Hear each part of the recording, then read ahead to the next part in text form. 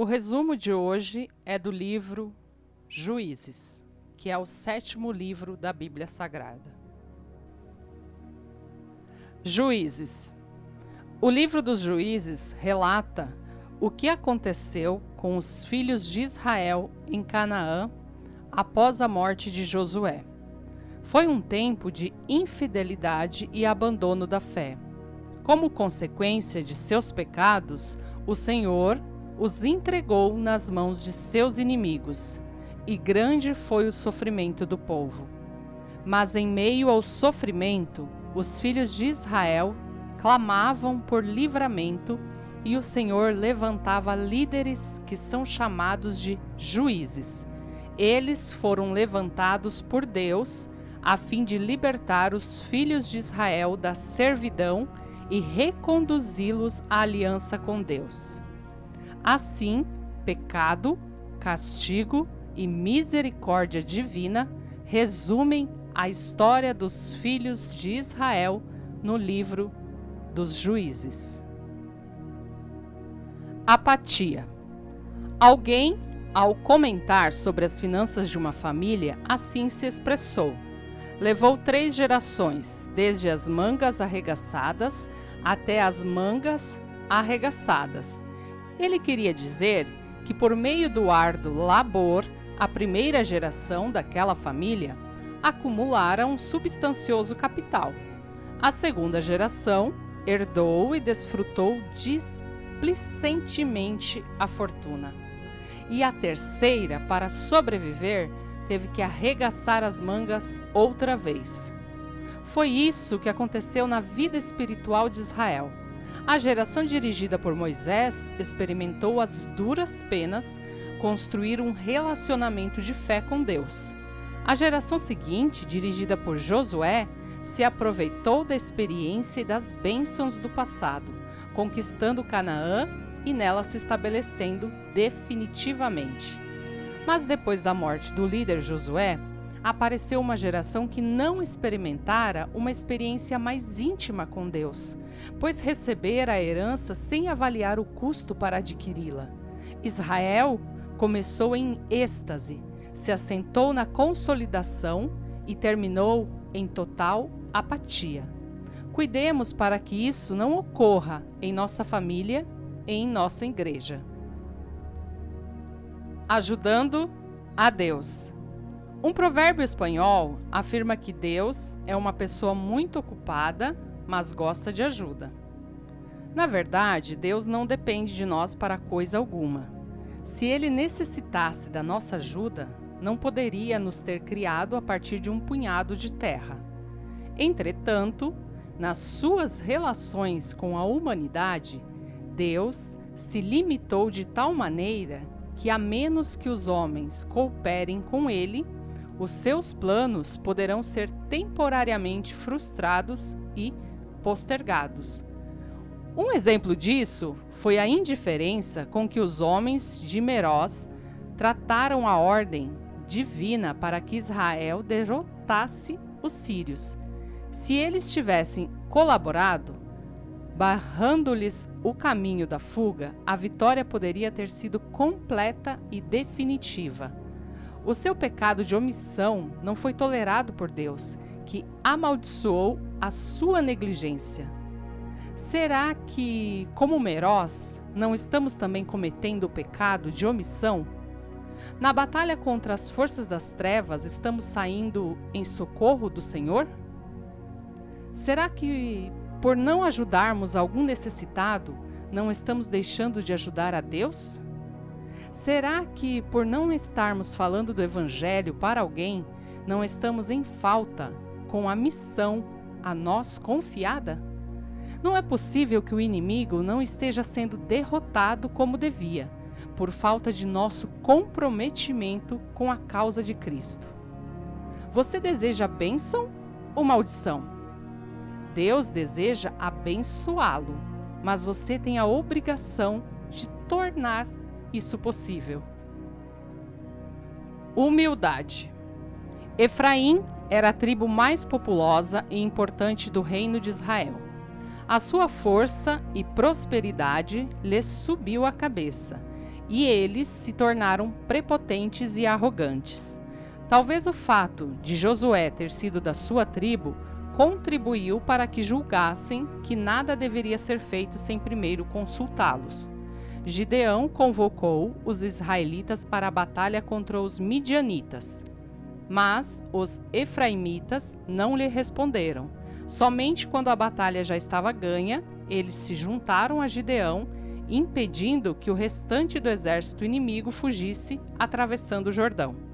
A vitória foi conquistada, mas em vez de regozijarem-se pela derrota de seus inimigos, questionaram Gideão com críticas mesquinhas. Que é isto que nos fizestes? Por que não nos chamastes para pelejar contra os midianitas? Em vez de refutá-los e repreendê-los por sua atitude arrogante e atrevida, Gideão preferiu escolher uma resposta branda que desmontou seus oponentes. Que mais fiz eu agora do que vós? Não são, porventura, os rabiscos de Efraim melhores do que a vindima de Abiezer? Foi nas vossas mãos que Deus entregou os príncipes dos midianitas, Oreb e Zeebe. O que pude eu fazer em comparação com o que fizestes? Os homens de Efraim, depois dessa resposta, não tinham mais o que falar. Gideão provou que podia não apenas controlar um exército, mas também o seu temperamento e a sua língua. Se você for colocado numa situação de confrontação, lembre-se de Gideão e do conselho de Salomão. A resposta branda desvia o furor, mas a palavra dura suscita a ira. Provérbios 15, 1. Oliveira ou espinheiro? Shakespeare, o famoso escritor, poeta e dramaturgo inglês, escreveu: expulsa a ambição, porque por esse pecado caíram os anjos. Como podem, então, os homens, feito à imagem do seu Criador, esperar vencer por ela? A ambição de Abimeleque, o siquemita, estava acima da razão. Ele era meio-irmão dos 70 filhos de Gideão, filho de uma concubina de Siquém. A população dessa cidade era composta de judeus e canonitas, e foi por isso que ele a escolheu para nela começar a sua campanha com a intenção de se tornar rei de Israel. Seus planos incluíam a morte de todos os seus irmãos, dos quais apenas Jotão escapou, porque desconfiou dos seus planos e conseguiu se esconder. Na alegoria de Jotão, a oliveira, a figueira e a videira se recusaram a reinar sobre todas as árvores. Então o espinheiro assumiu a posição. A oliveira, a figueira e a videira representavam os seus irmãos mortos, que se recusaram a ser reis em lugar de Gideão, pois preferiram servir a reinar, fazer o bem a exercer domínio. Preferiram prestar serviços a assumir uma posição para a qual não se julgavam preparados. Esta alegoria merece nossa consideração. Com demasiada frequência, a ambição tem levado as pessoas a deixarem de servir para serem servidas.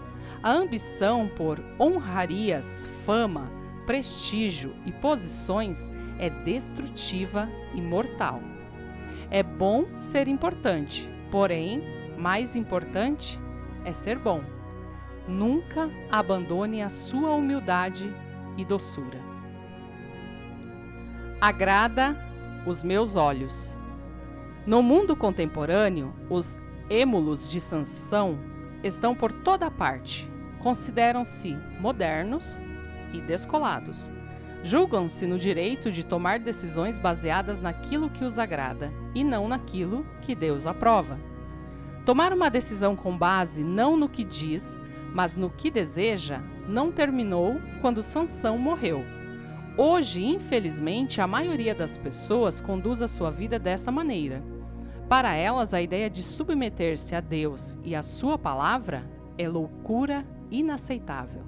A tradição cristã, que recomenda uma vida sexual pura, reservada para o casamento, para elas é tola e totalmente ultrapassada. Elas decidem segundo a sua vontade que amizades vão escolher, que filmes vão assistir, que livros ler, que lugares irão frequentar, que roupas vestir, o que vão comer, beber e fazer. Não se importam o mínimo com o que Deus pensa.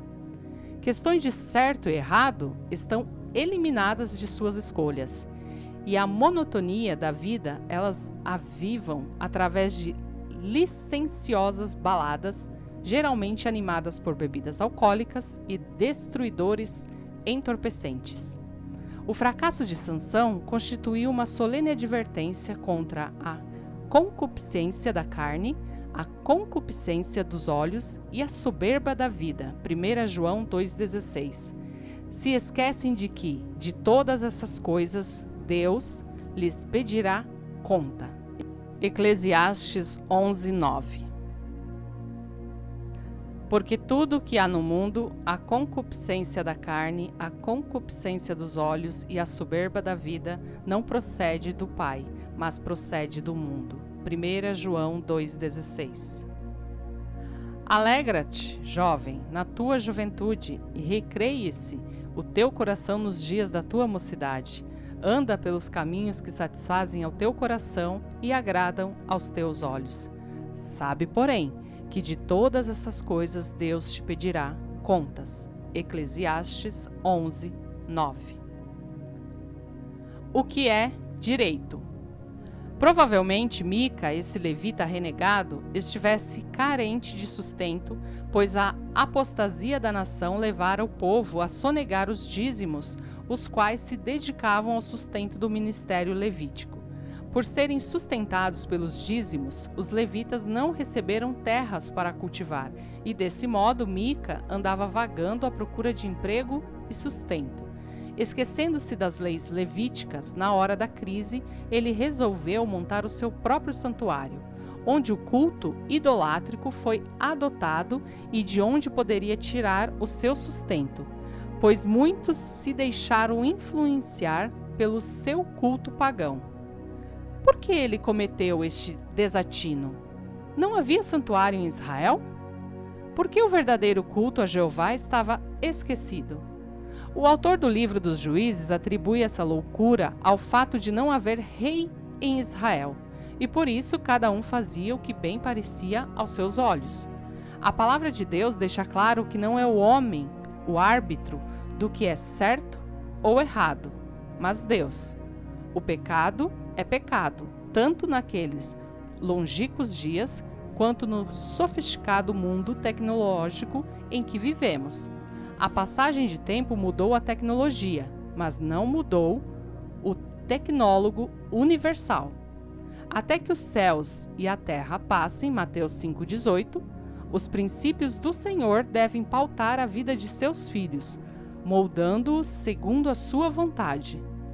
A lei de Deus, o nosso amor por Ele, e não a situação devem determinar para nós o que é certo e o que é errado.